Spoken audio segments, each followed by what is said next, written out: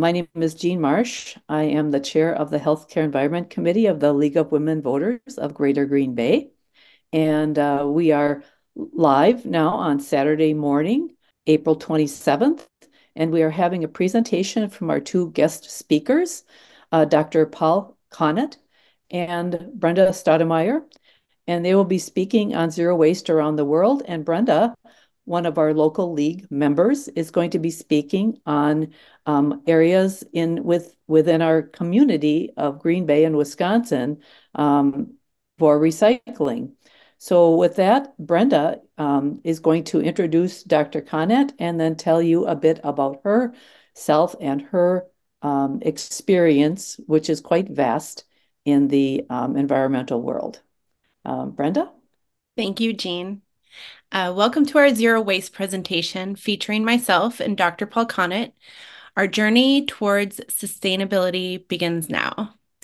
Dr. Paul Connett is a graduate from Cambridge University and holds a PhD in chemistry from Dartmouth College. From 1983 until he retired in May of 2006, Paul taught chemistry at St. Lawrence University in Canton, New York, where he specialized in environmental chemistry and toxicology. Over the past 39 years, his research on waste management has taken him to 49 states in the US, 7 provinces in Canada, and 69 other countries, where he has given over 2,500 pro bono public health presentations. Ralph Nader said of Paul Connett, "He is the only person I know who can make waste interesting." In 2013, Paul published the book, The Zero Waste Solution, Untrashing the Planet One Community at a Time. This book has a foreword by actor Jeremy Irons, who hosted a full-length documentary, Trashed, in which Paul appears. Without further ado, please give a warm virtual welcome to Dr. Paul Connett, who joins us from across the Atlantic Ocean. Thank you, Brenda. Switch on my PowerPoint. Hopefully you see that full screen. It looks great.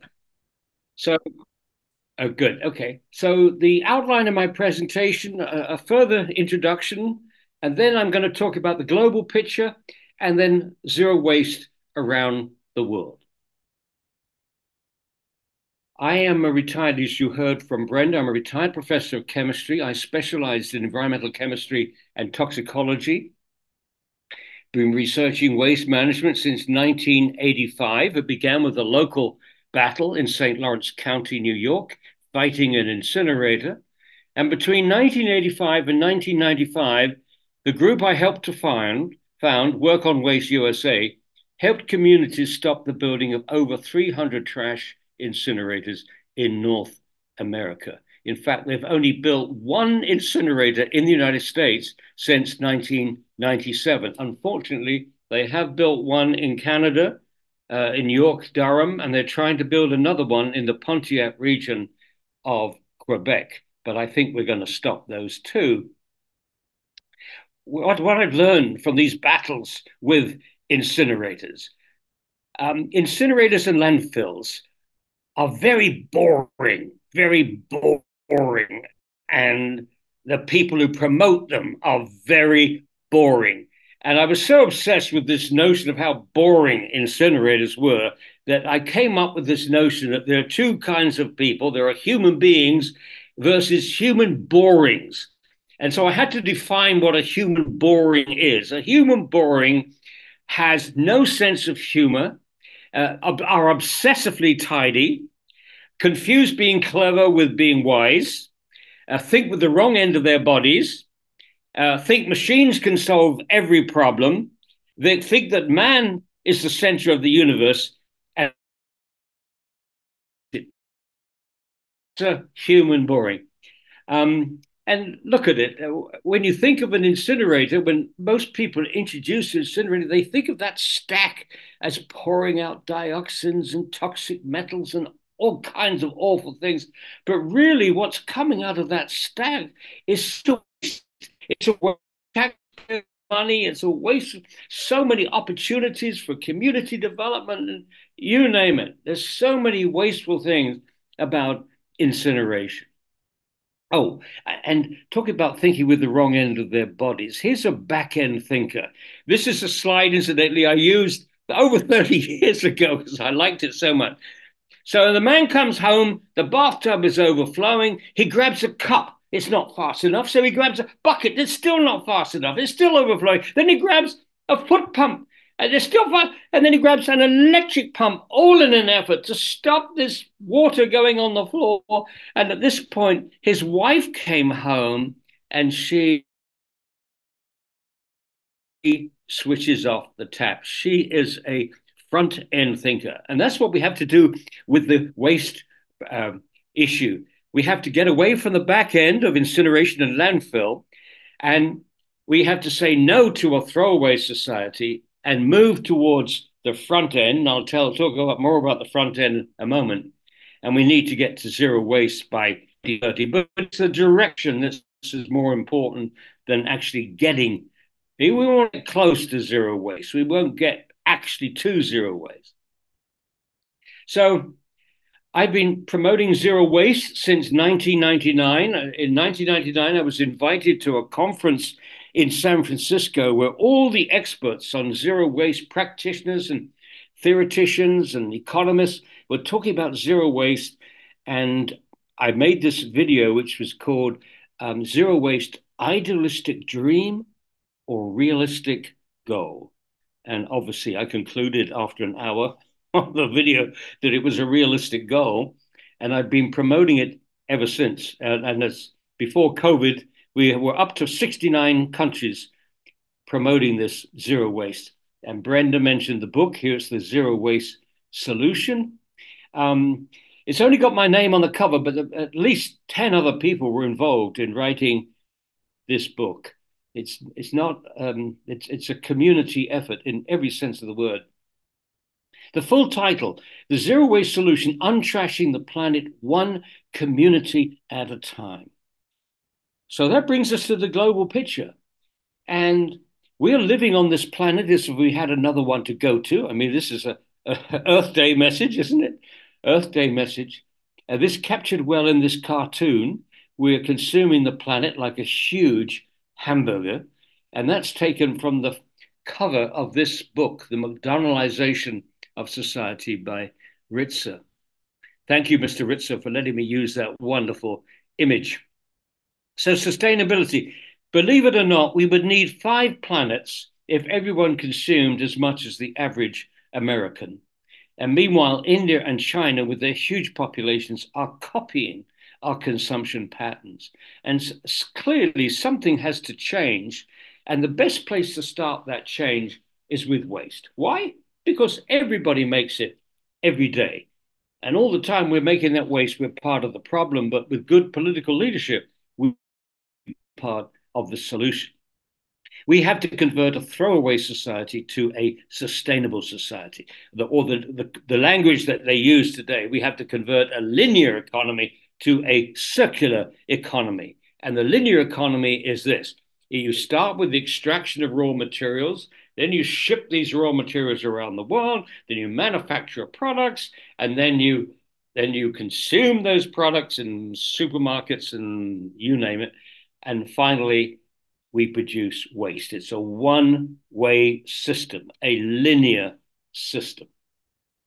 And we stimulate this system very much at the consumption level with advertising. And over-advertising produces over-consumption. By the time a high school student leaves school in the United States, he or she will have watched over 350,000 TV commercials. They're programmed for life, beginning with sugar, sugar, sugar, sugar. And this book was written by Paul Hawken. I think it's one of the best books on the environment. He's an economist, but he's written one of the best books on the environment. The myth which we were all taught is that the more we consume, the happier we become. And the reality of course, is the more we consume, the fatter we become and the more waste we produce. So it's been my argument now for over 35 years that we're not going to solve the waste problem with magic machines, but with better organization, better education, and better industrial design. That's the front end. We've got to move from the back end to the front end. So my 10 steps to zero waste, dividing the whole problem into simple, practical, cost-effective steps, many of which are familiar to you. Separation, door-to-door collection, composting, recycling, reuse. There's not much new here, but it's putting them all together and seeing it as a massive staircase that we go up one step at a time. So we're going to look at best practices now around the world as I've seen it. Most of these places I've been to, some I've not. I've had to borrow some slides from some places where I haven't been to. But starting with source separation, it's these 10 things which make waste. Waste is made by mixing everything together. When you mix everything together, you get waste. If you use these 10 things and separate, then you still have resources. And the next step is to pick up those resources door to door. And one of the reasons door to door is so important is it's our best shot of getting the organics clean enough to use the compost in agriculture and gardening. So to get the organic fraction then clean enough to use in agriculture, we need to do it door to door. You cannot expect to get it clean if you're going to drop it off at the side of the road. It doesn't work. Now, in San Francisco, they were one of the first cities in the United States to pick up organics door to door. And they did it in this way, a very simple system. Recycling is now as simple as 1, 2, 3, 3 containers, each picked up once a week. Blue container for the recyclables, green for the compostables, and gray or black for the residuals. In Italy, different system. There they use different trucks, the same truck on different days. So on Mondays, in this particular town, in Mondays, they picked up the organics. On Tuesday, they picked up the mixed recyclables. On Wednesday, they picked up the paper. On Thursdays, they picked up the residual fraction. On Friday, the organics. And they've copied this system in Spain, in the Basque country. They're in the town of Anare. I've forgotten the name of this town. Hernandez, I think. Anyway, same system. Each day picking up a different system. Notice hot climate, pick up the organics 3 times a week, so it's not sitting around stinking. Oh, here you see the mayor of this town, Louise, and you see that the containers are not put on the ground, they're put on hooks on the wall. This is the brown container is for the organic waste. That has a number on it, and that number on the container is the same number on the hook. Only one family can use that hook. So that's their hook. And if you don't have a big wall, then you can use these stainless steel piles. And the quality of the organics that they get is just simply amazing. Incredible. Over 99% pure organics with this system. And by the way, this community was fighting an incinerator. They didn't want the incinerator, and they said to the citizens, if you don't want an incinerator, you're going to have to separate. And we need the organics clean. And look how well the citizens did. Now, this town in Sicily, very steep and narrow roads. So they had to develop a special collection system, a very special collection system. And here it is. It's the donkey. And each side, one side for the recyclables, the other side for the organics. I believe that's how they did it. And the citizens, they love these donkeys. They fed them carrots, and the tourists, they love the donkeys. And this gentleman here, it's a personal story. He was an alcoholic. But once he got this donkey, he recovered. He didn't miss a day from work. He was so happy. Everybody recognized what a wonderful job he was doing in the community. And I think this is a parable. I think we have to recognize that zero waste is not just about recovering material, it's about recovering human resources.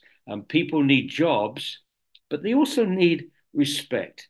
And a wonderful example of this is in Brazil, where once upon a time you had a million people, men,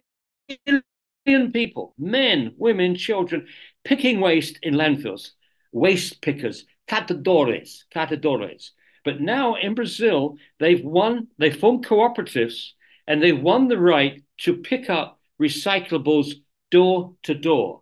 And where little carts, they take their mixed recyclables to big warehouses where they are separated, upgraded into the different components, and then sent to a market.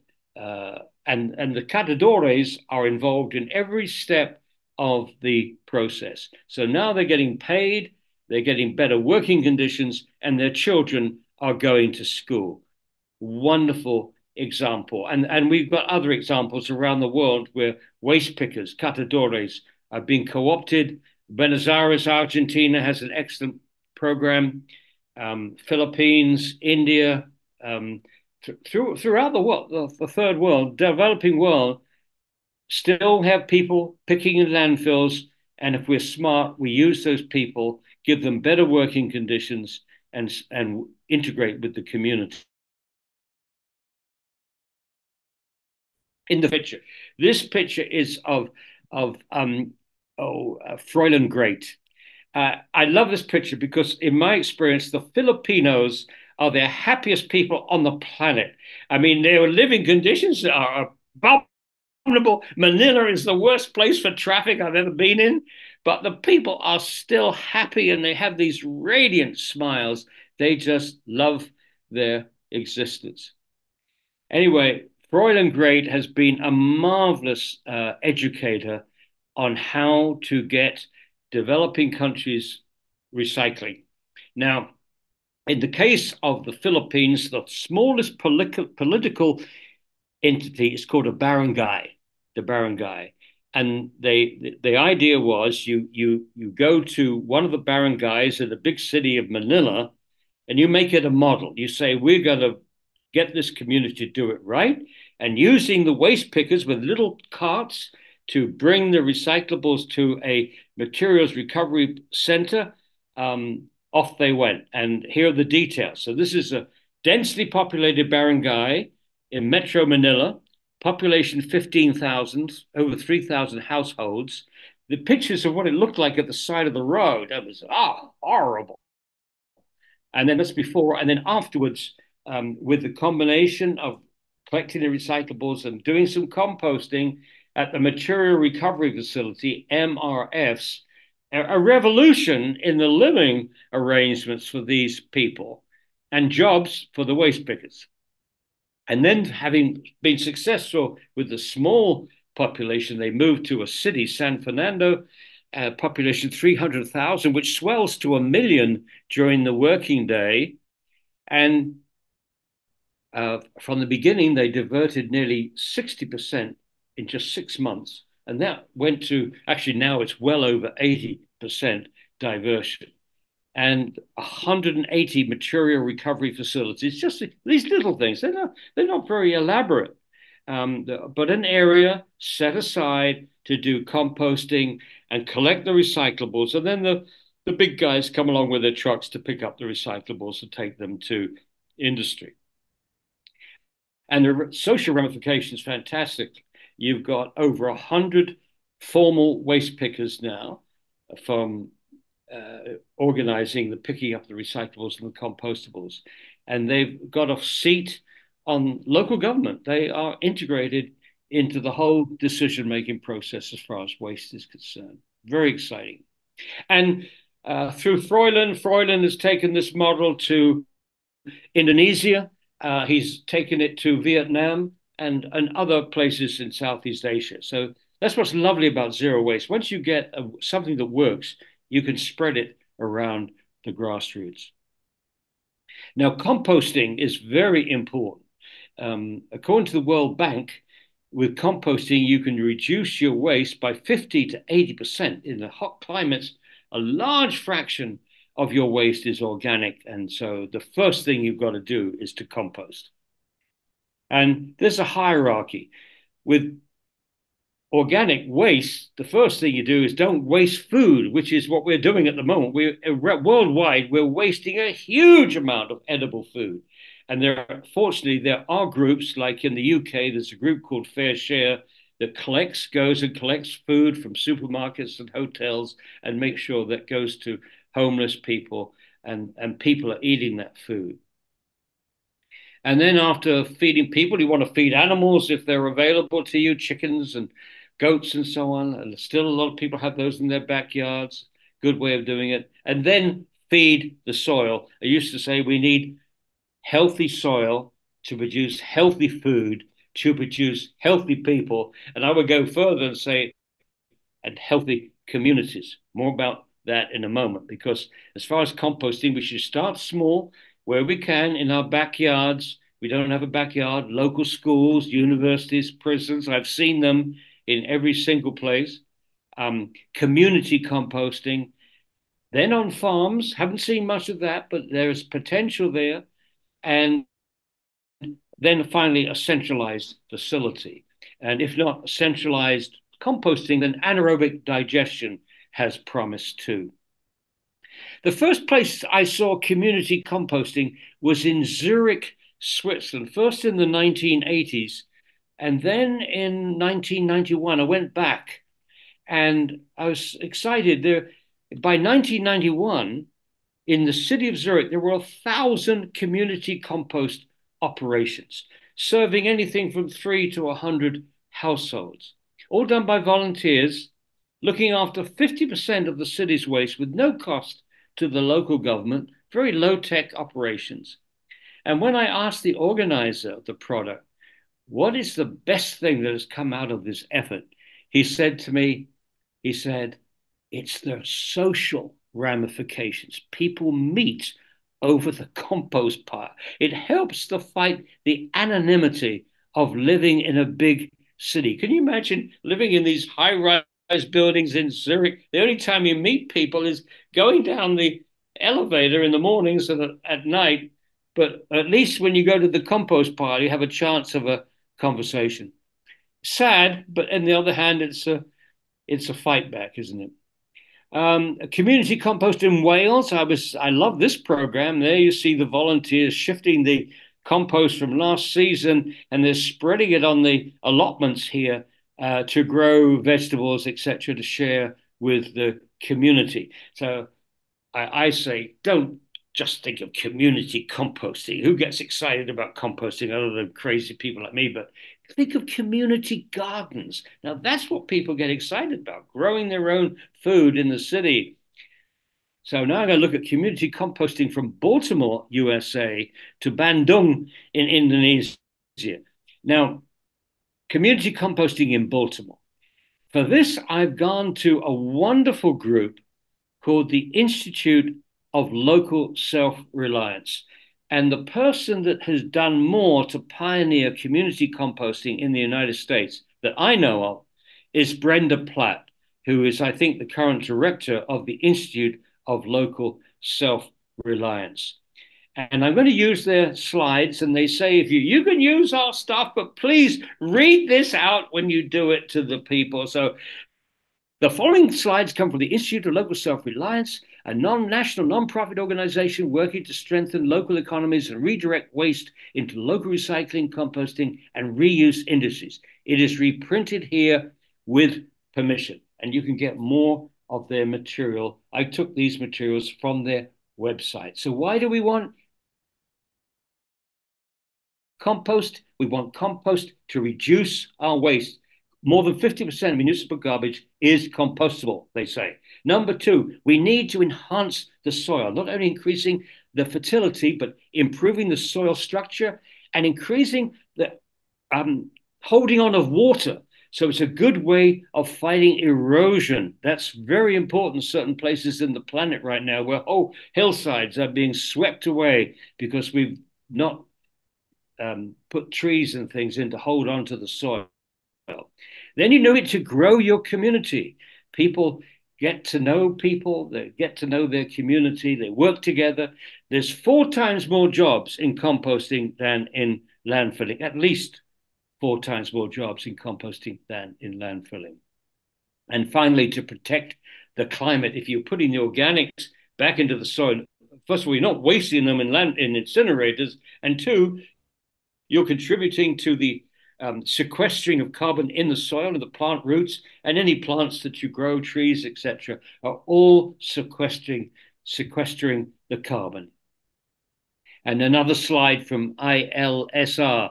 The soil is home to 59% of life on Earth is in that soil. We need to nurture that soil.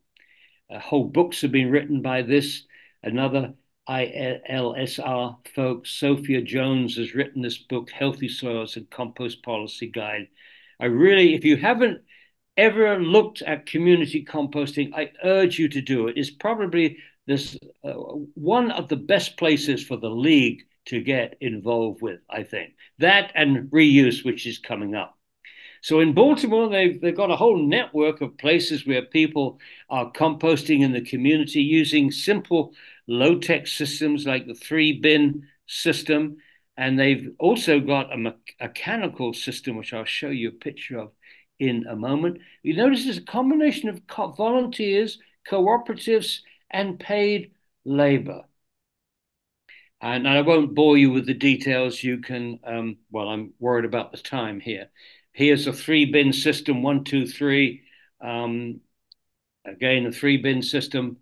But here is the mechanical system where it's an auger. You can rotate the system, aerate the system, and that speeds up the process. Waste in at one end and compost out at the other end. It's a kind of elegant, low-tech system. And eventually at the end, you've got people growing vegetables with it.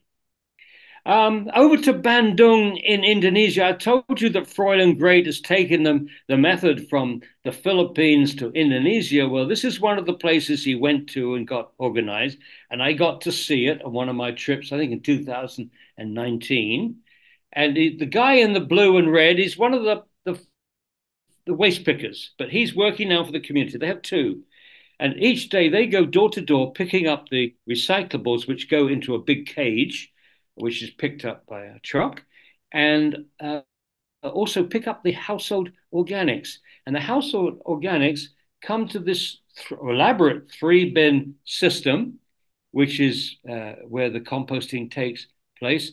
The gentleman I'm talking to is the vice mayor of Bandung. It's a city of over 1 million people. And he tells me that this system we're looking at now is going to be extended to the whole city of Bandung. So one day you're talking about a village and the next day you're talking about a city. And here we are looking at the vegetables, the saplings, whatever they're growing with this compost. And each house can have a tomato plant or whatever they are producing here. Very exciting.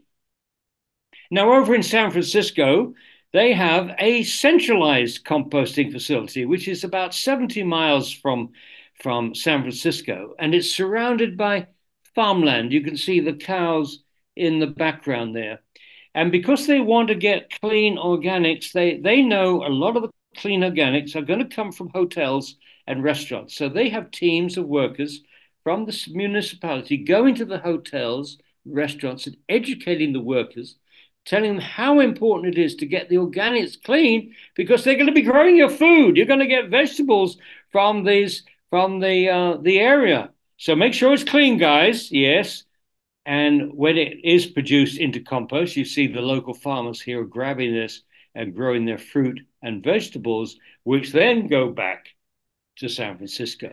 But in addition, one of the big users of the compost are the vineyards. 200 vineyards are using compost produced by the organic waste from San Francisco. Very exciting. Now, in Malaysia, I saw some interesting ways of handling organic waste. See those troughs there? Would you believe there are hundreds of tons of stinking organic waste? Actually, I couldn't smell a thing. Hundreds of tons of organic waste, including trenches. And what's the technology?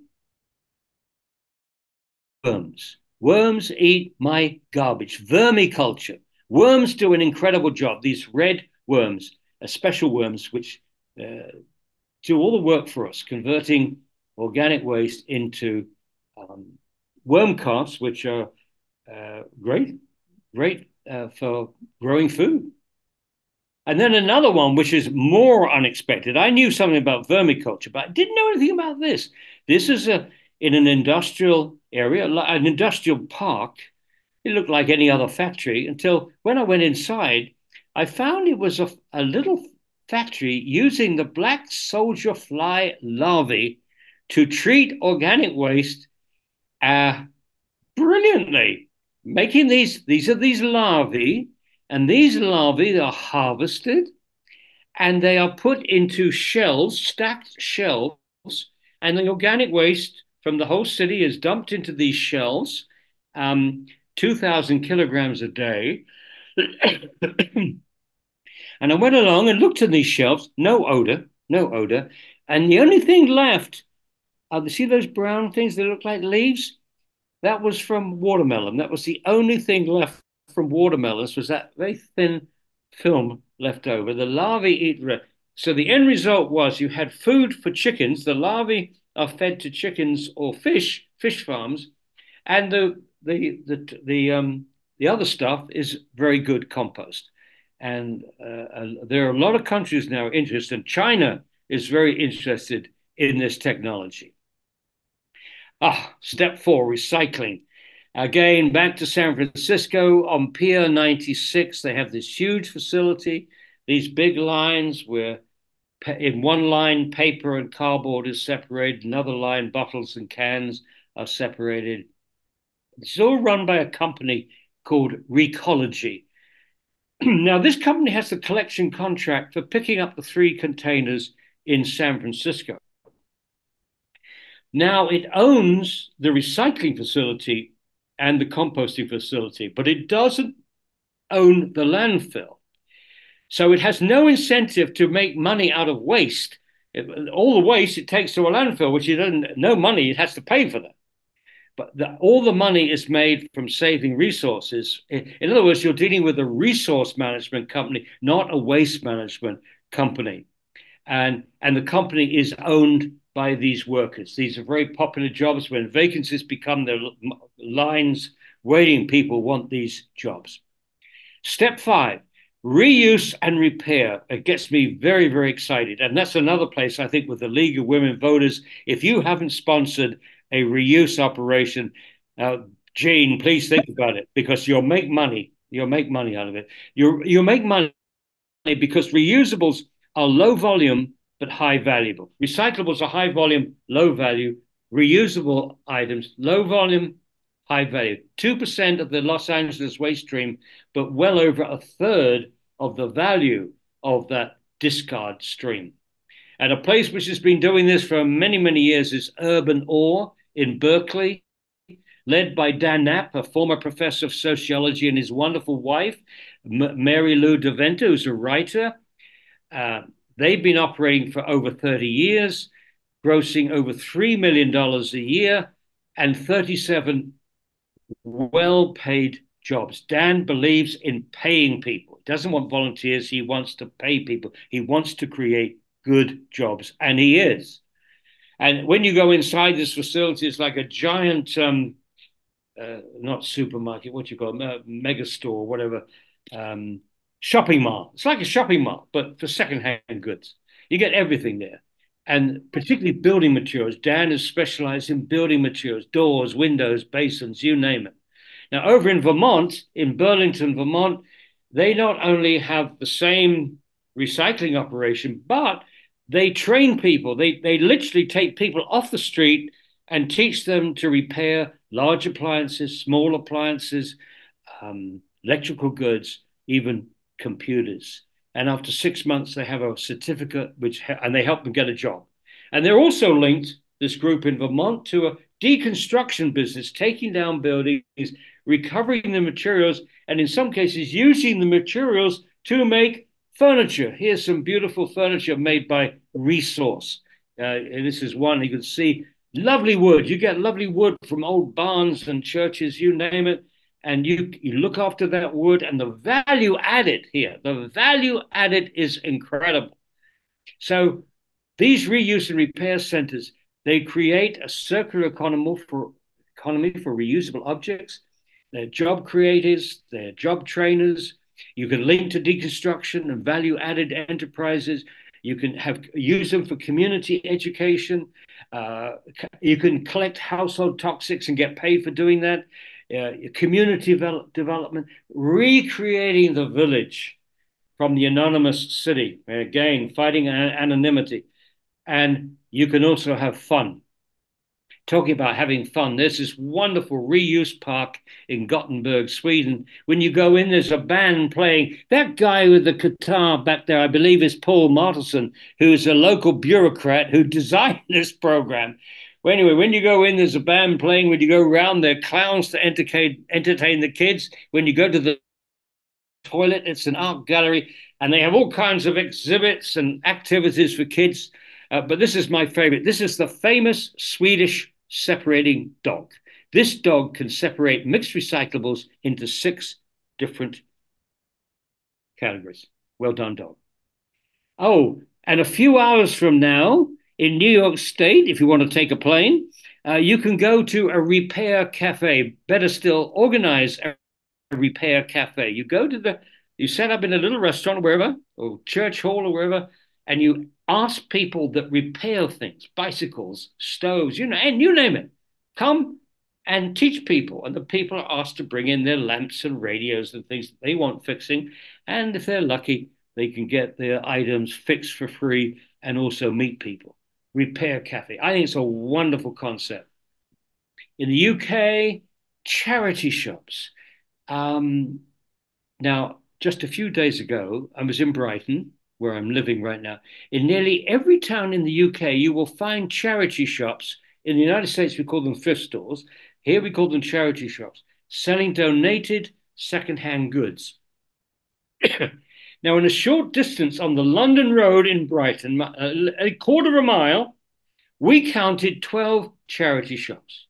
Okay, starting at this end, here you see, and the different charities, Emmaus, working together to end homelessness, British Red Cross, Mind, this is a group for mental health, Scope, this is a group for disabled people, PDSA, group for animals, Martlets, hospice care, Home Store, another one for homeless people, Oxfam. Now, Oxfam, I think, was formed by a group from Oxford University. Their first charity shop was set up in 1957, after World War II. Wonderful. And they now have over 500 charity shops in England. And there's the slogan: it grows vegetables, it fills classrooms, it builds wells, it empowers women, it fights poverty. And British Heart Foundation. They have 2 stores on this road. One is for furniture, which is a bigger store, and the other one is for bric-a-brac. And on the window, join our reuse revolution. And I love the way this has happened. I mean, I don't think going back 20 years that when I walked down the high street, I saw reuse, reuse, reuse, reuse. But today it's absolutely integrated into the local shopping system. Well done, England. Well, just to remind you that reuse and repair is step 5 in the 10 steps to zero waste. And I'm going to hurry because I've only got 5 minutes left. Now, steps 6 to 9 attempt to minimize the residual fraction. And the first way we do that is a zero waste research center, where we deliberately look at the things which we're throwing away, which are going to landfills or wasted in wherever, and say, we should design this better. The message to industry is quite simple. If we can't reuse it, if we can't recycle it or compost it, you guys, industry, shouldn't be making it. We need better industrial design for the 21st century. So that allows me to put zero waste, what it is, on one slide. Zero waste is a combination of community responsibility at the back end with reduce, reuse, recycle, and composting, and industrial responsibility at the front end with redesign. This is the fourth R. The three R's: reduce, reuse, recycle, and don't forget compost. The fourth R, redesign. And in 2010, Capanri, which is a led zero waste movement in Italy, thanks to Rossano Ercolini. Here is Rossano. He's a primary school teacher, and he first led the anti-incineration movement in Italy. Don't burn our future, non bruciamo il futuro, don't burn our future. He led that movement. I was invited in 1996 to help with that movement, but in the course of helping, we have now shifted from fighting incinerators to promoting zero waste. And there is Rossano. We're looking at the residual waste here. Zero waste, you need to involve local universities, but you want the facility in the community, not in the university. We want the professors coming to town, not the town going to the university. When they examine the residual fraction, identify non-reusable objects and non-recycled materials, recommend better industrial designs with all the brains that we can find there, and also have research efforts. Look at what's happening around the world. Look at best practices around the world, and look at the different ways of handling single-use plastics. Some places are banning them, some places are taxing them, but learn what's happening around the world. And what's happening around the world? In Canada, they have been reusing glass beer bottles for over 60 years. In Italy, they have stores which allow you to reuse your own bottles for shampoos, detergents, olive oil, wine. In Indonesia, they show communities how you can use a dispensable bottle, pump, instead of these wretched sachets which are filling up the Pacific Ocean.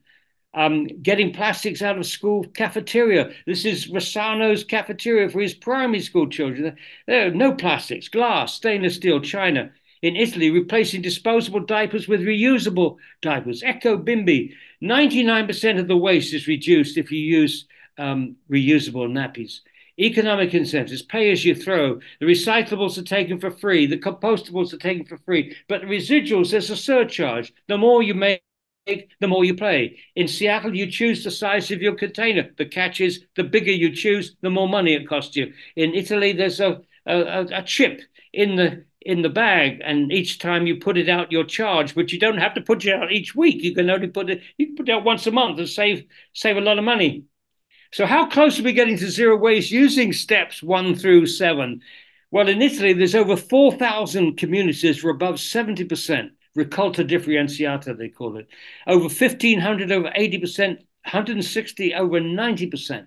In San Francisco, population, up to 80% by 2011. And going beyond 80%, ban single-use plastic. We have communities and countries, all kinds of techniques. Why? Look at that. That's an albatross full of plastic from the Pacific.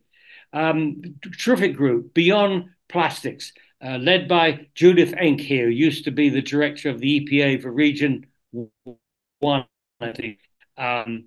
And over in Asia, Break Free from Plastics.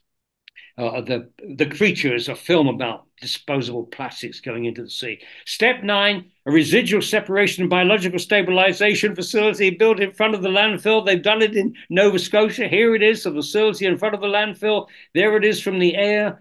The bags come in, the bags are open, the materials are separated, more recyclables, more toxics taken out. The dirty organic fraction is shredded, and then it is composted indoors, or it could be anaerobic digestion, but the idea is to stabilize it above ground before you cause problems underground. And if you don't want to use composting, this is a good place for anaerobic digestion. And of course, step 10 is a transition landfill for the biologically stabilized dirty organic fraction. There's or composted material now put on the surface of the landfill. So there are your 10 steps again. Zero waste is better for the economy, more jobs. It's better for our health, it's less toxic, it's better for our universities, it's more meaningful, it's better for the planet, it's more sustainable, and it's better for our children because it offers them more hope for the future. And the 5 C's, which underpin the 4 R's: common sense, community, creativity, children, and communication. Those 5 C's we need to harness to do everything else. And the 3 final messages, which I've been using for over 30 years, to citizens: don't let the experts take your common sense away. They will if they can. To the politicians: put your faith back in people. You don't need these magic machines or high-paid consultants. Just go to the people, trust the people. And finally, to activists: have fun, enjoy this. And it's zero waste. I can tell you, it's very, very enjoyable because it's so creative. It builds communities. There are a few contacts. There's my group, the AmericanHealthStudies.org, Gaia, No Burn, excellent group fighting incinerators around the world. Institute of Local Self-Reliance, I've mentioned already. Urban Ore, I've mentioned, Dan Knapp. And there's just a few slogans to end up with urban ore. If you're not for zero waste, how much waste are you for? Gaia at the Global Plastics Treaty negotiations going on right now in Ottawa. Nothing and no one should be disposable. Gaia has done a great job working with the waste pickers around the world. Zero waste to zero emissions. ILSR, community power, not corporate power. Get the tools you need to fight back. Thank you for listening. Thank you, Dr. Connett. Thank you very much. So much to think about. Brenda, would you want to take it from here? Yes. My name is Brenda Staudenmaier, and I serve as a training specialist for drinking water and wastewater operators across Wisconsin.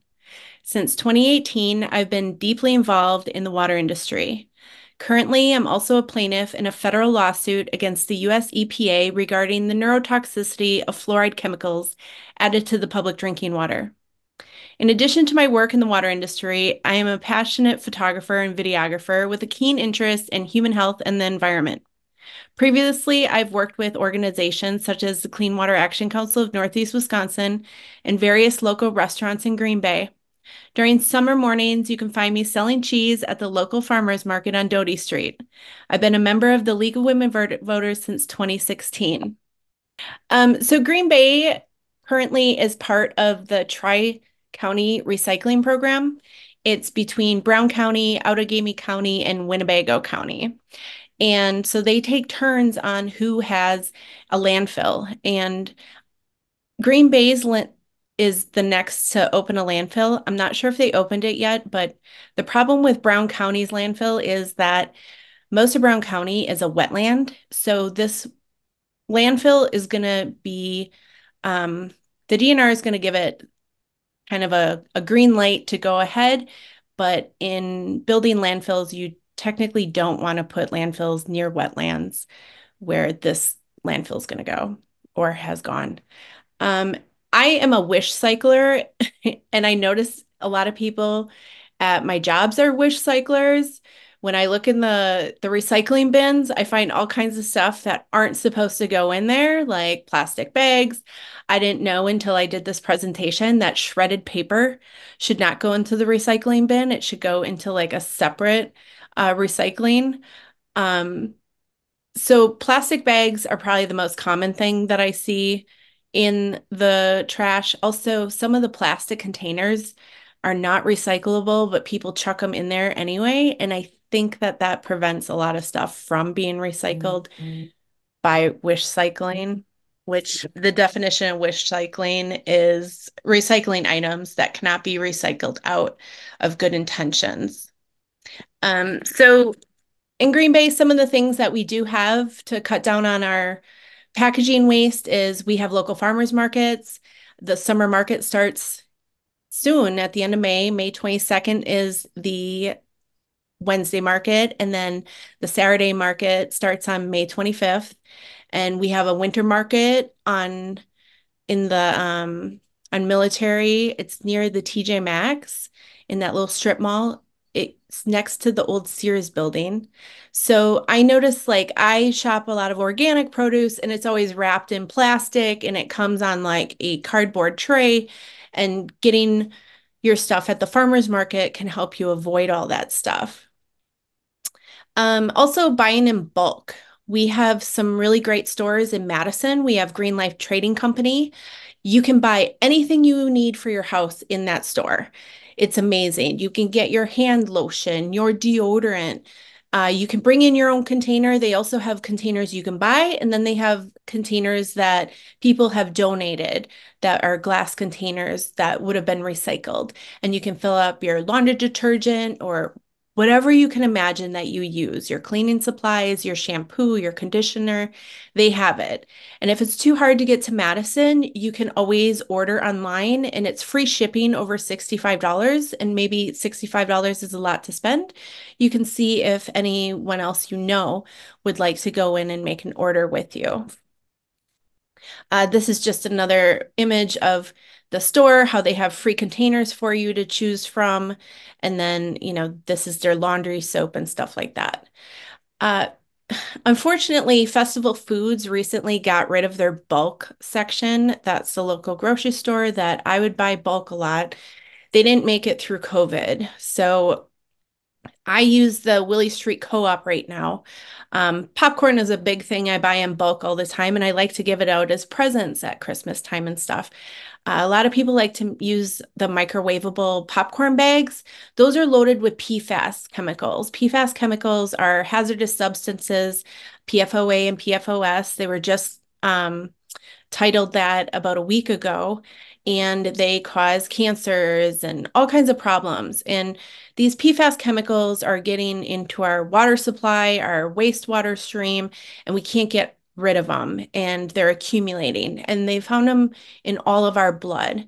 And there's a couple documentaries on PFAS now. There's The Devil We Know, it's on Netflix, and then there's a Hollywood movie, Dark Waters, that goes into the history of PFAS. Another great thing with the buy in bulk, you can get all your herbs and spices on bulk, your salt, your pepper. You just go in and you pick up a little bag. You can write the number from the container on that bag and fill it up as however much you want, and then just put it on the scale, or they'll weigh it for you when you are at the cash register, as long as they have that little number on the bag for you. So Green Bay does have a local compost program. They will come to you every 4 weeks for $15 a month, or every other week for $25. And it depends on the size of container you choose. And I don't know if the pizza boxes are compostable because of the PFAS in them at this time, but I do know the FDA has just banned PFAS chemicals from packaging, but I'm not sure how long that will take to actually get out of the supply chain. Clean Water Action Council of Northeast Wisconsin, some of you may be members. You can join up to their weekly email list by contacting them. They are selling composters for $60. So you can contact them. That's a lot cheaper than the ones that you find in the store. And all the QR codes on this slideshow you can scan and it'll go to the website for easier access. Festival Foods has really great recycling. You can bring in your cardboard, your glass and your plastics, your trash. They also allow you to recycle plastic wrap, and they turn that into playground equipment like park benches and stuff. And I have so much plastic wrap because I buy all my organic stuff in the winter. And so I just save plastic wrap from everything. I rinse off, the plastic wrap that's been coating my meat or whatever. I just rinse it and clean it and then stick it in this bag. I'll take an old Apple bag or whatever and just cram it full until I can't fill anything. And I'll just put it to the side until I go to festival. And then that's a picture of Co there dropping it off in their bag bin. So I work in the wastewater industry for the last 5.5 years at Madison Metropolitan Sewerage District as an operator. And we have a lot of problems with our wastewater that we don't have any solutions to at this time. Microplastics is a big one. The human body, they found microplastics in our lungs now, our kidneys, our brain. It's everywhere. They say something like we eat about a credit card of plastic a week. Microfibers in our clothes. I am guilty of this. I love to shop at, TJ Maxx and find really cute outfits and stuff. And a lot of those clothes are made out of synthetic fibers. And when you wash them, they fall off. I have a little video to show you. It's just a couple minutes. What do you think when you hear the word polyester? 70s leisure suits? Sweaty smelling dress shirts? That's what polyester used to be. These days, everybody wears it. Yoga pants, fleeces, even underwear. All made from synthetic fabrics like polyester. More polyester means more demand for the stuff used to make polyester. But you don't have to use new stuff to make it. Some companies are making polyester out of old stuff. Plastic bottles, in fact. Every day, the world throws away billions and billions of plastic bottles. That's a problem. Of course, the real solution is that we all use less plastic. But it's cool that even while we work to reduce plastic, some companies are turning trash into stuff we actually like. Drink it, drop it in the bin, take it to a recycling factory, chop it up, weave it, wear it, wash it, wear it again, wash it again. Seems like a great solution, right? But don't worry, when we look closer, there are some real problems with this. The big problem is that some people might be encouraged to use more disposable plastic if they think it's being recycled safely. But there's also a little problem, a micro problem that's adding up to one big mess.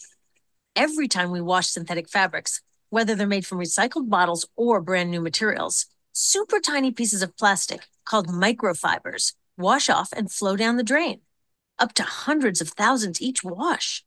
The older our clothes get, the worse the problem can become. Yikes! These fibers are so tiny, water treatment plants don't catch them all, so they wind up in rivers, lakes, and even the ocean. When they reach the ocean, they act like sponges, sucking up other pollutants around them. They're like little toxic bombs full of motor oil, pesticides, and industrial chemicals that end up in the bellies of fish and eventually in the bellies of us. It's gross. It's already estimated there are 1.4 million trillion in our oceans. That's like 200 million microfibers for every person on the planet. These are some serious downsides to what looked like a good solution. Time for these creative companies to go back to the drawing board. Because while we can wash our clothes less or avoid buying synthetic clothing, we can't solve the problem without them. And if we want these companies to make it a top priority, they need to hear from you. Let's find a real solution to make our clothes safe for the environment, safe for the ocean, and safe for us. So there are some companies that are not using the microfibers, like Patagonia has been changing their materials that they're making their stuff out of. There's some companies that are using bamboo now or alpaca. Another problem that I see a lot in the wastewater plant is people use toilets as trash cans. People flush plastic applicators for their tampons, condoms, toys, lots of plastic balls, flushable wipes. Flushable wipes are not flushable. Even though they say they are, they're not. The only reason they say they are is because they will fit down a pipe, but they cause all kinds of clogs. I've seen people try to flush bowling balls down their toilet even. There's all kinds of crazy stuff that comes through the wastewater plant that does not belong in the toilet. It's basically pee, poop, period blood, toilet paper. That's it. Like no plastics or anything like that. We have a problem now with our toilet paper. A lot of toilet paper contains PFAS chemicals they're finding. And the wastewater plants have a lot of PFAS in them, and then we can't take that stuff out. We don't have the technology to, we don't have the money to, and it's being released back into our environment through the water and the biosolids. So there are, I went to New York this summer and one of my girlfriends I stayed with had a bidet. It was amazing. I used hardly any toilet paper using the bidet all the time. And sometimes I'll get toilet paper. I don't like to buy recycled toilet paper from recycled paper because I'm afraid that it's got BPA's in it and phthalates and, the PFAS. But even before I knew about the PFAS, I already knew about the phthalates and the BPA's, and I didn't want recycled paper for wiping myself or, my kids or, blowing their nose and everything. So I've been buying like bamboo toilet paper, but as soon as I update my bathroom in the next year or so, I am getting a bidet for sure. And if you want to try out a bidet, they have them at Nakashima, Japan in the women's bathroom. Another problem we have in the wastewater plant are pharmaceuticals.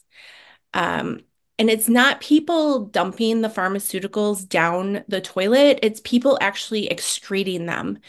And, women on their birth control pills, anti-seizure medications, heart medications, all kinds of stuff, antibiotics. And I went to a presentation at UW Milwaukee a few years ago, and they said that the perch in Lake Michigan they're not being overfished is the reason that the population is declining. It's actually that the male fish like to hang out in the warm water by the wastewater treatment facility during the winter. And they are uptaking all these pharmaceuticals, which is they're turning their sex glands into ovaries and they can't reproduce. So that's one of the reasons we have such a declining number of perch in Lake Michigan. And they can find pharmaceuticals, in water everywhere now. I took a class with Ellen. She has a PhD. Her name is the Natural Nurse. She has like a radio program. She's a retired professor from Stony Brook Medical College in New York, and she is brilliant. She travels all over the world. She goes to these indigenous peoples, to their land. She takes their plants that they've been using for thousands of years and she brings them back to the lab, and she finds out what components are in these herbs and medicinal plants that have these active ingredients that are, they use them for pain relief or all this stuff, reducing their arthritis or, their gut problems or whatever it is. And she's an amazing resource. She's written tons of books. She's a legitimate scientist with a PhD, worked at a med school for her whole life. I highly recommend her. Um, this summer, I took we went to the Mutter Museum in Philadelphia. It's the Museum of Medical Abnormalities, and they have this amazing herb garden outside. It's like a garden for physicians, and they have all these different plants growing, and it tells you like what the medicinal property of these plants are that have been used for thousands of years for medicinal purposes.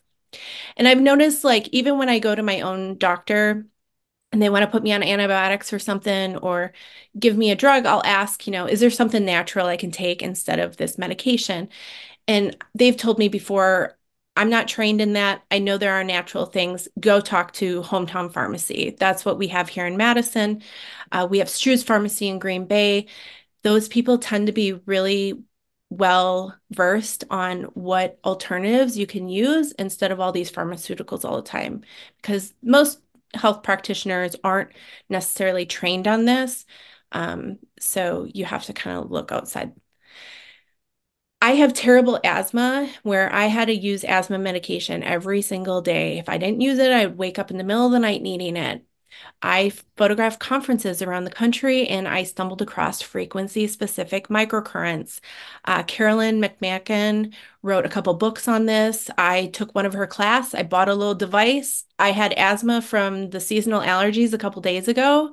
I put my device on my chest and with these wet rags, and I laid in bed for an hour. And when I got up, I didn't have my asthma anymore. So I don't have to take my asthma medication.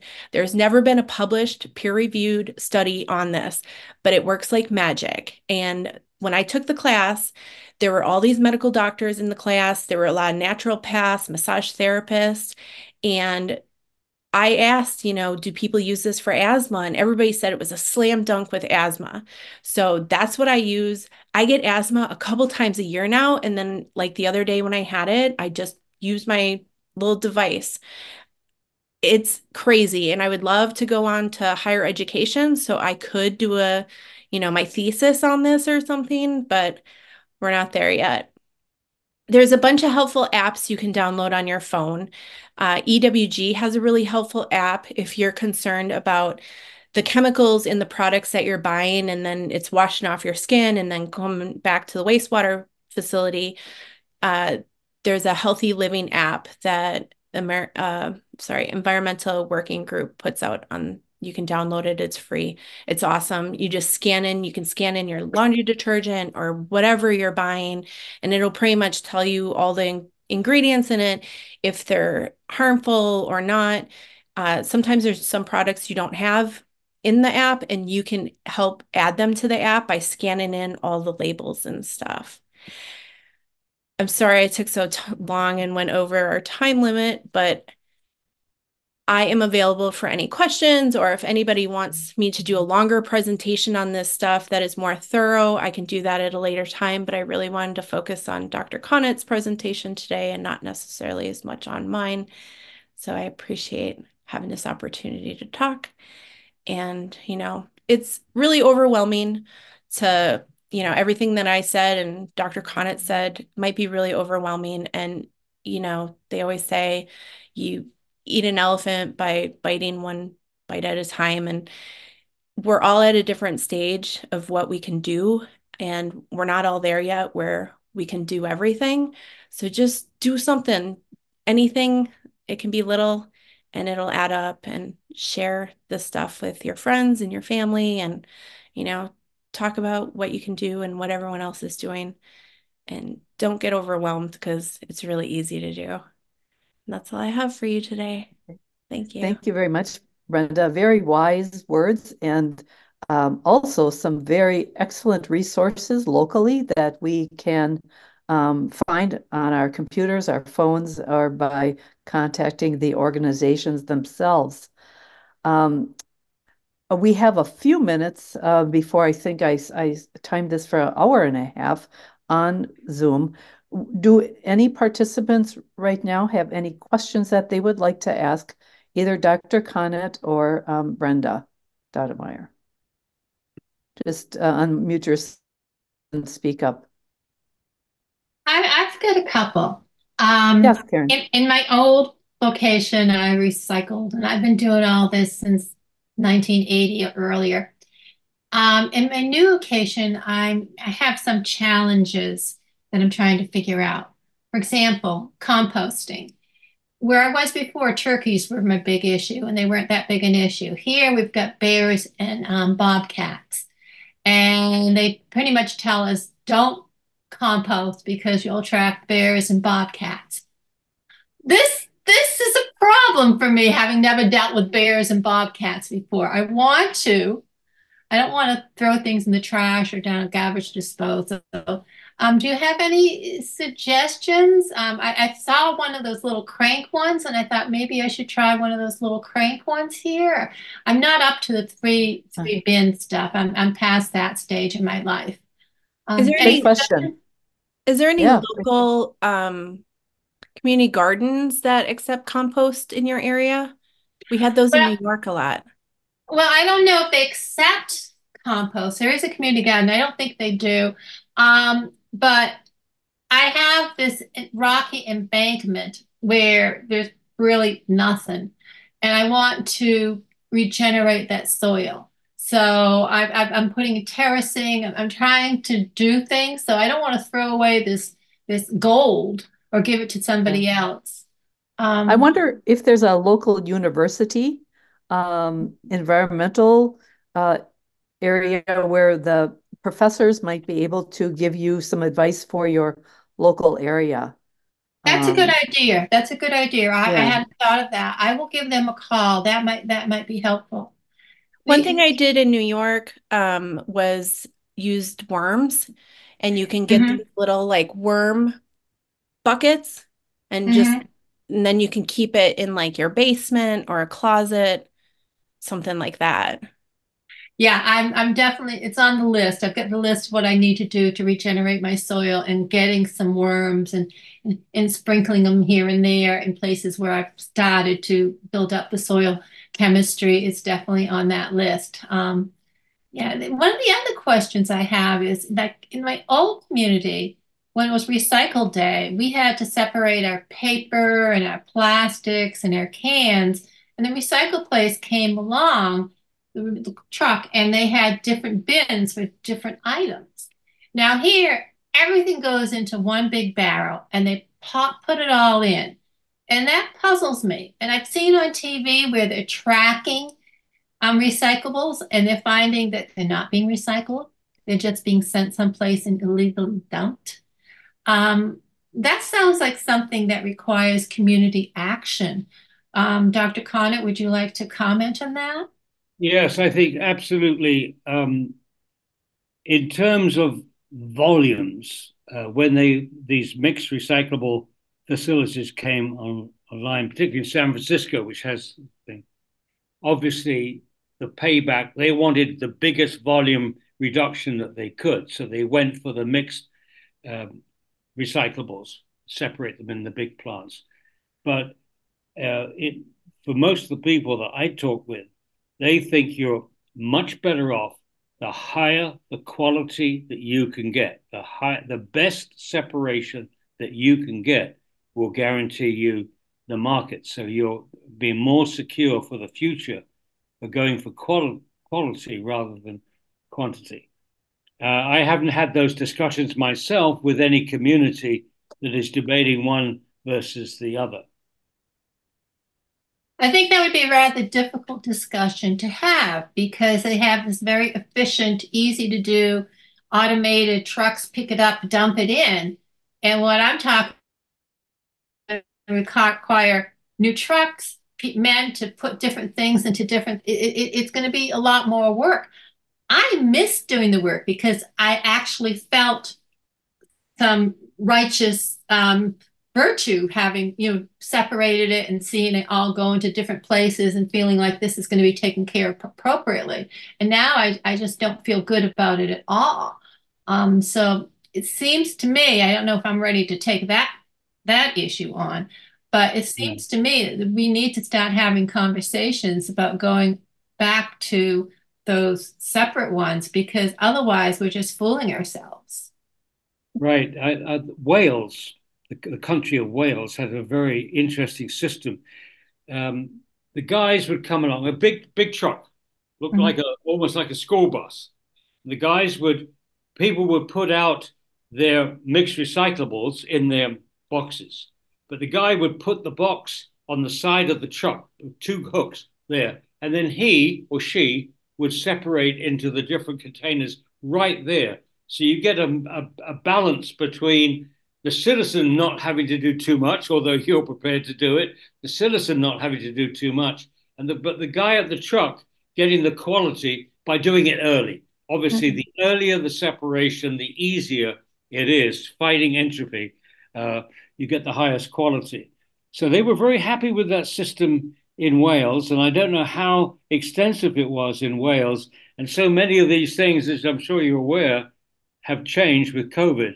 You know, so I wouldn't pretend that I'm up to date with what's happening in every community that I visited a few years ago. I think with AI now, they can sort things in different ways that it is being done with one of the communities in Wisconsin. They can pick out the milk cartons that kids use in the school lunches. Like they're specifically targeting the milk cartons from the recycling bins. So I think they're getting there, and AI is going to do some really great stuff. Any other questions? Oh, one thing I wanted to mention about the composting worms, they are an invasive species in the state of Wisconsin, and Oh, people do dump them out and then they get loose in the environment. So the GNR does have some signs that they are invasive, that they shouldn't be released in the wild. If you are using them for compost, they should be in a container. Maybe oh, I should good stick to to know. earthworms. Yeah. You can just Yeah. Where to? kind of strain them out with a fine strainer, but there's still little eggs that can make it into the compost. So it's good to heat your compost to get rid of those. But not everyone has the ability of an incubator. Yeah. It sounds like it's bound to fail, but that's a good warning. I'll stick to earthworms, and that'll put them in the garden, and we'll deal with it. Thank you. You're welcome. Any closing comments, Dr. Connett or Brenda, before we end the presentation? No, I think the thing that was very striking in Italy for me was seeing this transition from fighting incinerators to promoting zero waste. And there was, I won't go into who he was, but there was a prominent politician and who attracted a lot of young people into his ideas about what we should be doing. And they went to him and they said, Beppe, we like what you're saying, but what do you want us to do? Young people, what do you want us to do? And he said, go back to your communities and improve them. That's all he said. Go back to your communities and improve them. And what it would meant to us, at that point, we were responding to communities that wanted to stop incinerators. And so it was all the politics of no incineration, no incineration. But with these young people around the country of Italy saying, we want to improve the community, they started to invite us to talk about zero waste, not because they were fighting incinerators, but they wanted to improve their communities. And I called it the politics of yes, moving from the politics of no to the politics of yes, from the politics of talking to the politics of doing. These young people doing something. And it was a very inspiring thing to watch. And that's my message is that zero waste is a really positive thing. There's so many ways that you can improve your community with composting, recycling, reuse and repair, and all that kind of stuff. And this is the way we were meant to live, recreating the village. We were meant to live in small communities, villages. And if we don't live in a village, then we've got to find a way of making our cities into a collection of villages. And then we'll all be happier. But it's a very positive movement. Thank you. Thank you so much. Brenda? I guess just little things at a time, like my boyfriend always calls me out when I do something like, oh, look at that. That's not zero waste. So, just every day, just one little modification. It's really hard to make big changes. Just modify small modifications will add up. Very good. Excellent. Well, in closing, on behalf of the League of Women Voters Greater Green Bay, I'd like to offer my thank you to Dr. Paul Connett and Brenda Staudenmaier, our league member, for this very insightful presentation. And thank you for the people who took time to attend this morning on Saturday. But we will also have this taped and present on our League of Women Voters website for those who could not attend. And I will definitely encourage people to watch this taping because I learned a lot. And I think the message that you both sent is one that we can all follow, starting small, doing something back in your hometown. And I think just creating that mindfulness of not wasting things and reusing and doing whatever you're doing in your community to recycle and then be an advocate. So this ends our program. We did go a little over, but that is not a problem. I thank you again, Dr. Connett and Brenda Staudenmaier, for your very insightful messages to us this morning. Thank you, Jean, and thank you, Paul. Thank you.